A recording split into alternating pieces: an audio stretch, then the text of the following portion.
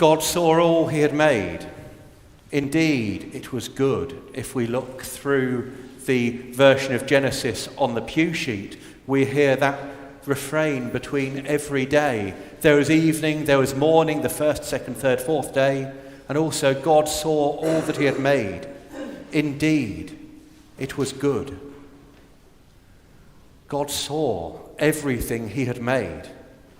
So I started wondering, looking at that first reading, what things, what names could we give God according to what God has done?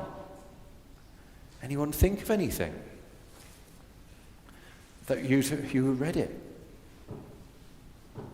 What things could we say, what name could we give to God? You know, sort of, maybe he made the light, so we could call him light maker. That'd work from that reading, wouldn't it? Anything else? Water maker. If we said water, did you say water? Oh, creator. Sorry, I can't hear. You're not mic'd up, that's why. Right, we've got creator, and then we've got water maker. Anything else? What else did God make? Animal. So we can call him animal maker, can't we? Yeah, Bridget. Land maker. Yep. Creator of the universe. Excellent. Yeah, that covers all of it really, doesn't it? Anything else? Any other things? Yes. Tree maker. Yes. Anything else? Creator of the universe sort of covers it all, doesn't it? So many things we hear about God making.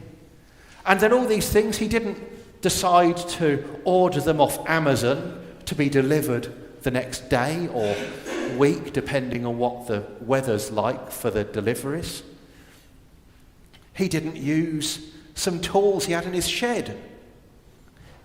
He didn't even use his hands like pottery or something. He spoke. He breathed. We heard these words. Do this. He said, earth. He said, we need some colour. He said, come forth flying things. And it happened. He spoke. His breath came out. And these things came to be. Literally God breathing creation into being. Breathing things into being like a balloon. Bridget, breathe creation into that balloon, please. Let's see if it works. It's hard breathing creation into something, isn't it? Oh, it's hard. Anyone else want to have a try at breathing creation in? I've got 2 more balloons. So that's all. 2 hands go up, 1 there. So that's all the balloons I've got. So Bridget is breathing creation into that balloon. Those balloons are hard to blow up, aren't they? And we breathe creation in, and then sometimes we breathe creation out again, don't we? Okay, keep hold of it and let it go down a bit. Okay, and you can breathe more creation into it a bit later. God's breath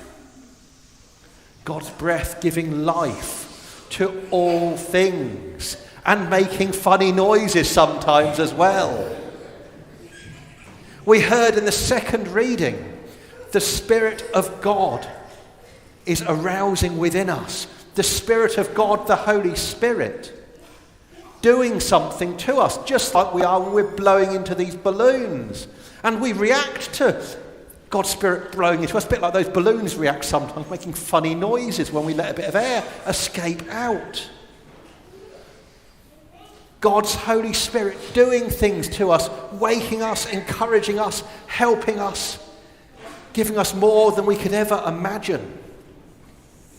So God didn't stop sending his Holy Spirit after that first time.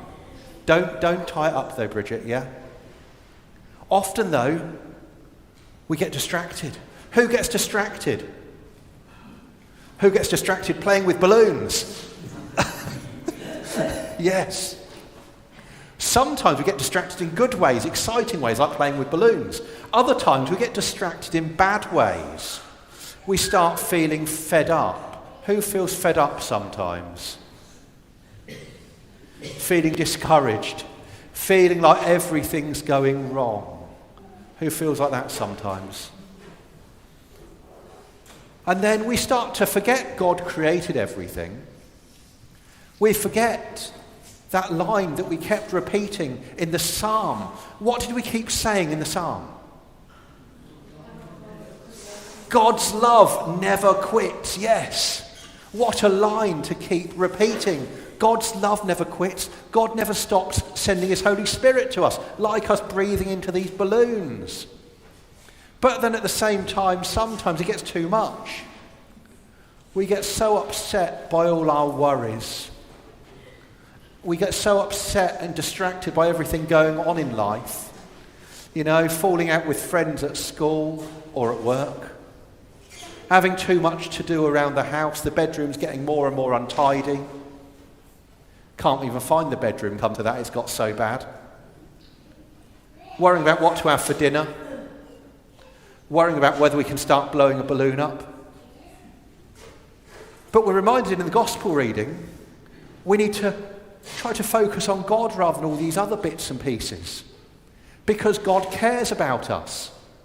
As we're reminded in the psalm, God's love never quits. But you know what? When I'm feeling fed up, when I'm feeling stressed, feeling like there's too much going on, it's just so easy to forget about God's love, God's help. We get fed up and start thinking, I need to do it all myself. And I'm failing, I'm useless, I can't do it all. And sort of beating myself up. But in the reading we heard from Genesis, where that's a story based on Genesis, it actually missed out the seventh day. Don't know if you noticed that. But what happened in the seventh day? Anyone? I heard some whispering there. Yep. What happened in the seventh day?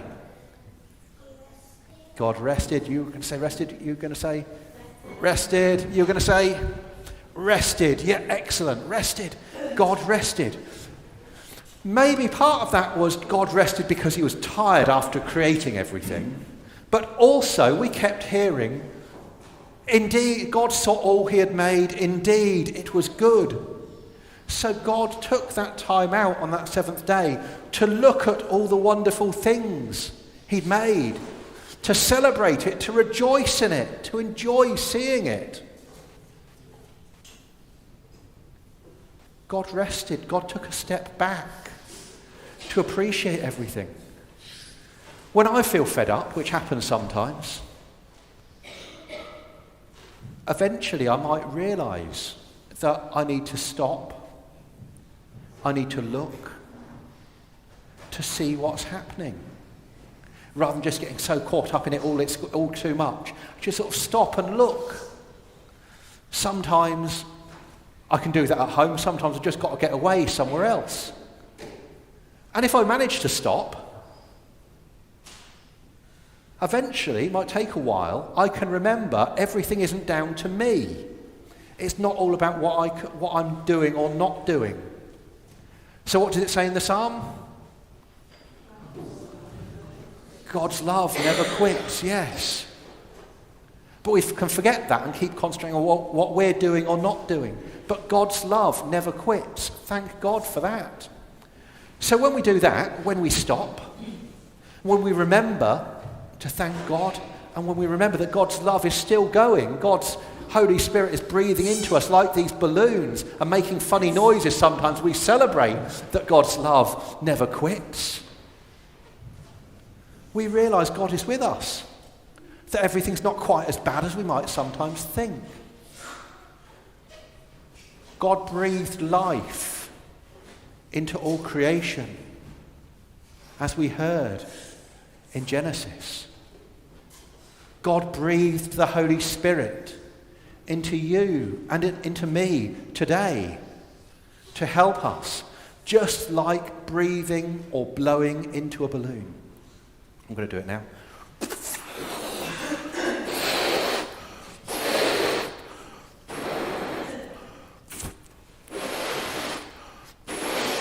Mustn't let it pop. breathing life into the balloon, God breathing the Holy Spirit into us. And then the Holy Spirit is there within us. And then what are we going to do with it? We're filled with God's love, filled with God's Holy Spirit. So what do we do in the power of God's Spirit? Who knows where we might end up? Empowered, energized, refreshed by God's Holy Spirit. Because God's love never ends. In the name of the Father, and of the Son, and of the Holy Spirit. Amen.